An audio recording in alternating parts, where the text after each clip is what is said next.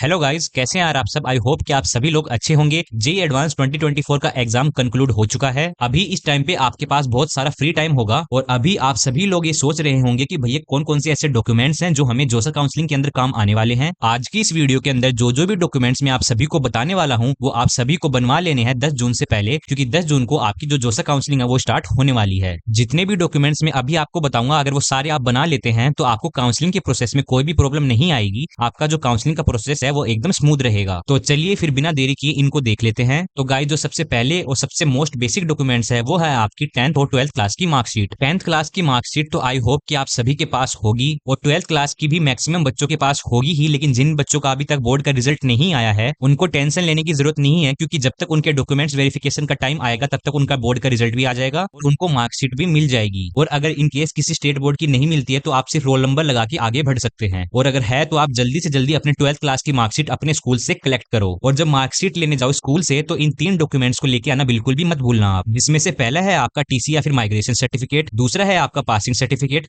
और तीसरा है आपका कैरेक्टर सर्टिफिकेट। तीनों ही सर्टिफिकेट आपको स्कूल की तरफ से मिल जाएंगे, तो आपको टेंशन लेने की बिल्कुल भी जरूरत नहीं है। फिर आता है आपका आधार कार्ड। आई होप कि ये तो सभी के पास होगा ही, और अगर इन केस किसी बच्चे के पास नहीं है तो उस बच्चे के पास दूसरी और कोई गवर्नमेंट आईडी होगी, कुछ तो होगा यार, तभी तो जेईई मेंस और एडवांस का एग्जाम दिया है। 5वें नंबर पे आता है सबसे इंपॉर्टेंट सर्टिफिकेट। इसी सर्टिफिकेट की वजह से मैक्सिमम टाइम जोसा काउंसलिंग के अंदर प्रॉब्लम आती है बच्चों को और उनका एडमिशन भी कैंसिल हो जाता है। अगर आप ईडब्ल्यूएस और ओबीसी कैटेगरी से बिलोंग करते हैं तो आपके पास कैरेक्टर सर्टिफिकेट होना चाहिए 1 अप्रैल 2024 के बाद का। अगर 30 मार्च का भी है आपके पास तो भी वो वैलिड नहीं है, आपको 2024 के 1 अप्रैल का बाद का ही चाहिए होगा। दूसरी बात ये कि जो आपका ओबीसी सर्टिफिकेट है वो 2 टाइप का होता है। एक वो होता है जो आपको स्टेट गवर्नमेंट अलॉट करती है और दूसरा वो जो आपको सेंट्रल गवर्नमेंट अलॉट करती है। तो जोसा काउंसलिंग के अंदर आपको सेंट्रल गवर्नमेंट से अलॉटेड जो आपको कैटेगरी सर्टिफिकेट मिलेगा उसकी जरूरत पड़ेगी। तो प्लीज यहाँ पर ध्यान देना, आपको जो कैटेगरी सर्टिफिकेट की जरूरत यहाँ पर पड़ने वाली है वो होंगी आपके सेंट्रल गवर्नमेंट से अलॉटेड। बहुत सारे बच्चे हर साल यहाँ पर गलती करते हैं। अब कुछ बच्चों के मन में ये भी डाउट आ रहा होगा कि भैया कौन से फॉर्मेट में हमें इनको बनाना है। तो या तो आप आपके शहर में जिस भी फॉर्मेट के अंदर ये बनाए जाते हैं आप उससे बनवा सकते हैं, लेकिन बेस्ट यही रहेगा कि आपको जो जोसा का ऑफिशियल फॉर्मेट है आप ये उससे बनवा लें। जोसा का ऑफिशियल फॉर्मेट आपको उनकी वेबसाइट के ऊपर मिल जाएगा, या फिर मैं कोशिश करूंगा कि इस वीडियो के डिस्क्रिप्शन के अंदर भी मैं ऑफिशियल फॉर्मेट के लिंक्स डाल दूं। बात करूं अब अगर एससी और एसटी कैटेगरी वाले बच्चों की, तो उनका जो कैटेगरी सर्टिफिकेट है वो 3 साल पुराना भी चल जाता है, लेकिन वो बेस्ड होना चाहिए लेटेस्ट जोसा की गाइडलाइंस के ऊपर। फिर 6वें नंबर पे आता है आपका इनकम सर्टिफिकेट। इनकम सर्टिफिकेट की एज सच जोसा काउंसलिंग के अंदर कोई भी रिक्वायरमेंट आपको देखने को नहीं मिलेगी, लेकिन जब आप कॉलेज के अंदर जाएंगे तो आईआईटीज एनआईटीज के अंदर ये रूल होता है कि अगर आपकी फैमिली की इनकम 1 से 1 लाख से कम है तो आपकी पूरी ट्यूशन फीस माफ कर दी जाती है, और अगर 1 से लेके 5 लाख के बीच में है तो आपकी 2/3 ट्यूशन फीस माफ कर दी जाती है। तो अगर आपको इस टाइप की स्कीम्स का फायदा उठाना है तो आपके पास इनकम सर्टिफिकेट होना ही चाहिए। और अगर इन केस आपको कोई स्कॉलरशिप लेनी है या फिर आपको बैंक लोन लेना है तो उस केस में भी आपको इनकम सर्टिफिकेट की जरूरत पड़ने वाली है। 7वें नंबर पे आता है आपका डोमिसाइल सर्टिफिकेट। अगेन ऐसा जोसा काउंसलिंग के अंदर आपको कोई भी जरूरत नहीं पड़ेगी इसकी, लेकिन फिर भी अगर आप किसी स्टेट काउंसलिंग में पार्टिसिपेट कर रहे हैं या फिर लोन ले रहे हैं या फिर स्कॉलरशिप ले रहे हैं तो इस केस में इसकी जरूरत पड़ सकती है, तो इसको भी जरूर से आप बनवा लेना। आगे और इंपॉर्टेंट डॉक्यूमेंट्स की बात करने से पहले मैं आप सभी को यह बताना चाहता हूँ कि हमारे काउंसलिंग का फुल सपोर्ट का प्राइस आपको पड़ेगा सिर्फ 799 रुपीज, जिसके अंदर हम आपकी 3 काउंसलिंग जोसा, सीसैप और जैक दिल्ली काउंसलिंग भी कवर करते हैं, जिसमें हम आपको आपकी रैंक के अकॉर्डिंग कौन कौन सा कॉलेज मिल सकता है, कौन कौन सी ब्रांचेस मिल सकती हैं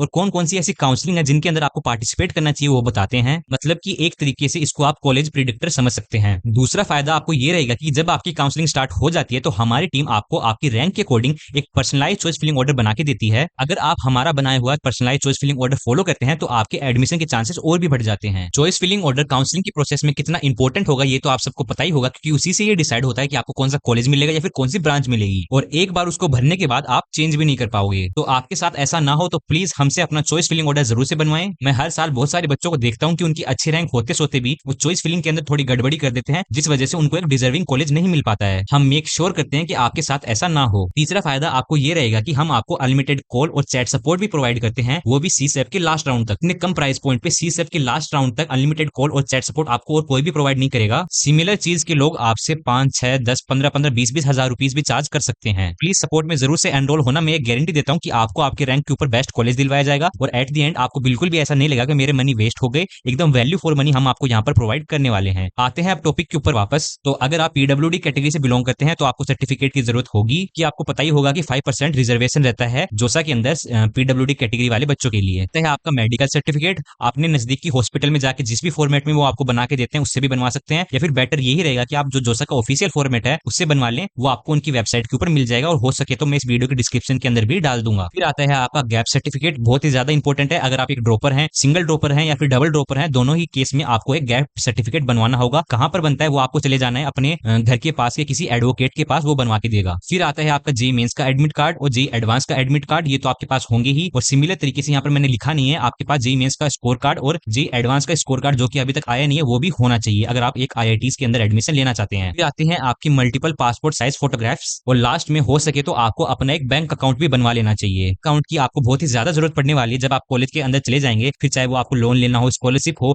या फिर जब आप कॉलेज के अंदर जाएंगे तो आपको पेमेंट करनी पड़ेगी खाने के लिए, पीने के लिए, उस टाइम पे भी आपको एक बैंक अकाउंट तो आपके पास होना ही चाहिए। और जोसर काउंसलिंग के अंदर आपको एक क्रॉस चेक की भी जरूरत होगी, क्योंकि फॉर एग्जांपल अगर आपको जोसर काउंसलिंग के अंदर कोई सीट मिल गई, आपने उसकी फीस पे कर दी और थोड़े दिन बाद आपका मन बन जाता है कि मेरे को ये सीट नहीं चाहिए, तो उसी बैंक अकाउंट के अंदर आपकी जो सबमिट की गई होगी फीस वो वापस आएगी। कि हो सकता है कि आपको दूसरे प्राइवेट कॉलेज के अंदर कोई अच्छी ब्रांच मिल जाए, या फिर आप अपनी स्टेट काउंसलिंग के अंदर कोई अच्छी कॉलेज के अंदर एडमिशन पा लें, और हो सकता है कि आपका मन बन जाए कि मेरे को एक ड्रॉप लेना है। इन केस में बहुत सारे बच्चे अपनी जो सीट है उसको ड्रॉप कर देते हैं और उनको जो फीस है उनकी उसी बैंक अकाउंट में मिलती है जो वो चेक सबमिट करते हैं। तो एक बैंक अकाउंट भी आपको जरूर से बनवा लेना है। पूरे यूट्यूब के ऊपर आपको ये बात और कोई भी नहीं बताएगा, क्योंकि मैं भी एक आईआईटीएन हूँ, इस प्रोसेस से कुछ ही सालों पहले गुजरा हुआ हूँ, तो मुझे बहुत अच्छे से पता है कि कौन कौन सी चीजों की जरूरत पड़ने वाली है। बाकी लास्ट में यही कहूंगा कि यार सपोर्ट जरूर से लेना, काफी कम प्राइस है, आईआईटीएंस और एनआईटीएंस की टीम है पूरी, और इतना कम प्राइस देखिए इसको ये मत समझना कि ये स्कैम है या फिर कोई क्वालिटी नहीं होगी इसकी। चाहते हैं कि हर एक बच्चे को मिनिमम कॉस्ट के ऊपर हम एक अच्छी काउंसलिंग प्रोवाइड करें, इसलिए हमने इसका प्राइस इतना कम रखा है, नहीं तो सिमिलर चीज की आपसे लोग 15-15, 20-20 हजार रुपीज भी चार्ज कर लेंगे। So that's it for the video guys, I hope you liked it. Next video आपको कौन से टॉपिक के ऊपर चाहिए वो मुझे कमेंट सेक्शन में एक बार जरूर से बताइएगा, कि मैं अब आपसे मिलता हूँ किसी और वीडियो में। Till then keep learning and thank you so much guys.